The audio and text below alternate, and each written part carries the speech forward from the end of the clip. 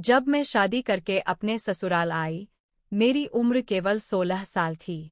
यह उन दिनों की बात है जब 16 साल की लड़की की शादी करना सामान्य था। मेरे ससुराल के लोग खाते पीते घर के थे और मेरा पति एक जमींदार था। चूंकि मेरा पति इकलौता बेटा था, उसके दिल में यह ख्वाहिश थी कि भगवान उसे बेटा दे ताकि वह उसकी जिम्मेदारियां संभाल सके। जब मेरे पति और सास को पता चला कि मैं गर्भवती हूँ, उन्होंने मेरा बहुत ख्याल रखा। वे मुझे शहजादी की तरह महसूस करवाते थे। उन्होंने कभी डॉक्टर से यह नहीं पूछा कि हमें बेटा होने वाला है या बेटी, बल्कि हमेशा यही मानते रहे कि बेटा ही आएगा। लेकिन जब समय आया, भगवान ने मेरी गोद में एक प्यारी सी बेटी डाल दी। मैं खुश थी कि पहली औलाद बेटी हुई, क्योंकि स्वस्थ औलाद से बढ़कर और क्या हो सकता है। मुझे उम्मीद थी कि भगवान हमें आगे बेटा देगा और यह खानदान की पहली बेटी थी। पर मेरी बेटी की पैदाइश पर कोई भी खुश नहीं था। मेरे पति ने पहले दिन यह बात नहीं कही, लेकिन जब मैं अस्पताल से घर आई, उसने कह दिया कि अगर दूसरी बार भी बेटा नहीं हुआ तो मुझे कुछ और सोचना होगा। मैंने यह बात नज़रअंदाज कर दी क्योंकि मैं भी किसी हल्के परिवार से नहीं थी। लेकिन किस्मत ने मुझे दूसरी और फिर तीसरी बार भी बेटियां ही दीं। मेरी सास मेरे पति की दूसरी शादी करवाने की बातें करने लगी। मुझ पर इतना दबाव था कि मैं दिन रात परेशान रहती। अचानक मुझे दौरे पड़ने लगे और मेरा खुद पर से काबू खत्म होने लगा। इन्हीं दिनों मेरे पति ने घर में एक नौकरानी रखी, जिसका नाम तनु था। वह भी मेरी तरह जवान थी और मेरी अच्छी दोस्त बन गई। मैं उससे अपने दिल की बातें साझा करती और उसे दीदी कहने को कहती। वह मेरी बेटियों का बहुत ख्याल रखती थी और खाना भी अच्छा बनाती थी। एक दिन मुझे पता चला कि वह गर्भवती है। उसने मुझे बताया कि उसने अपने घर वालों की मर्जी के खिलाफ शादी की थी और उसके पति को भी उसके घरवालों ने निकाल दिया था। अब वह मजबूरी में काम कर रही थी। उसकी बातें सुनकर मेरा दिल भर आया। मेरे पति ने मुझे कभी प्यार नहीं किया। उसने मुझे केवल बच्चा पैदा करने की मशीन समझा।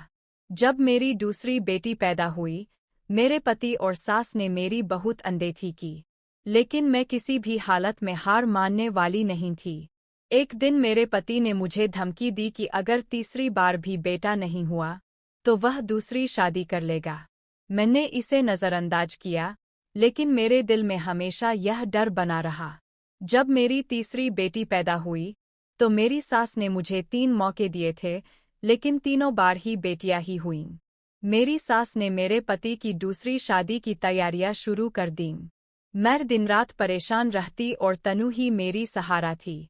एक दिन मुझे पता चला कि तनु गर्भवती है। मैंने उससे कहा कि वह आराम करे और काम न करे, लेकिन वह मेरी मदद करती रही। तनु ने एक बेटे को जन्म दिया। उसने मुझसे कहा कि वह अपने बेटे को पालने में असमर्थ है और मुझे उसे दे दिया। मैंने तनु से उसके बेटे को मांगा और कहा कि मैं उसका बहुत ख्याल रखूंगी। तनु ने मुझे अपना बेटा दे दिया। मैंने अपने पति और सास को बताया कि यह बच्चा अनाथ है और अब हमारा बेटा होगा। हमने उसका नाम सूरज रखा। सूरज के आने के बाद मेरी जिंदगी बदल गई। मेरे पति और सास भी उसे अपना मानने लगे। लेकिन कुछ समय बाद मेरे पति का निधन हो गया। मैंने अपने बच्चों और घर की सारी जिम्मेदारियां संभाली। मेरी 3 बेटियां और सूरज थे। मैंने अपनी बड़ी 2 बेटियों की शादी कर दी और सूरज को सारी जिम्मेदारियां सौंप दीं। सूरज बड़ा होकर घर की सारी जिम्मेदारियां संभालने लगा। एक दिन उसे यह पता चला कि वह हमारे परिवार का सगा बेटा नहीं है। मैंने उसे वही कहानी सुनाई जो अपने पति और सास को बताई थी कि उसके असली माँ बाप इस दुनिया में नहीं हैं।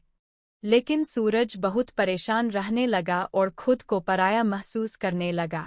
मैंने सोचा कि अगर मैं अपनी बेटी किरण की शादी सूरज से करवा दूं, तो वह इस घर का दामाद बन जाएगा और खुद को पराया नहीं समझेगा। लेकिन जब मैंने यह बात किरण से की, उसने साफ इनकार कर दिया। मैंने बहुत समझाया और आखिरकार उसने शादी के लिए हाँ कर दी, लेकिन शर्त रखी कि शादी सादगी से होगी। शादी की रस्म बहुत सादगी से हुई। शादी के बाद मैं तनु को बुलाने गई, लेकिन वह घर पर नहीं थी। मैंने उसके बारे में पूछताछ की और पता चला कि वह कहीं और काम कर रही है। मैंने तनु को बताया कि सूरज की शादी हो गई है और उसकी बहू मेरी बेटी किरण है। यह सुनकर तनु हैरान रह गई और उसने रोते हुए मुझे अपनी असली कहानी बताई। उसने कहा कि सूरज मेरे पति और उसका बेटा है। यह सुनकर मैं सदमे में आ गई। जब मैंने यह बात सुनी, तो मेरे दिल की धड़कनें तेज हो गईं। मैंने तुरंत किरण और सूरज को बुलाया और सारी सच्चाई बताई। किरण ने कहा कि उसने सूरज से नकली शादी की है और वह विदेश जाना चाहती थी।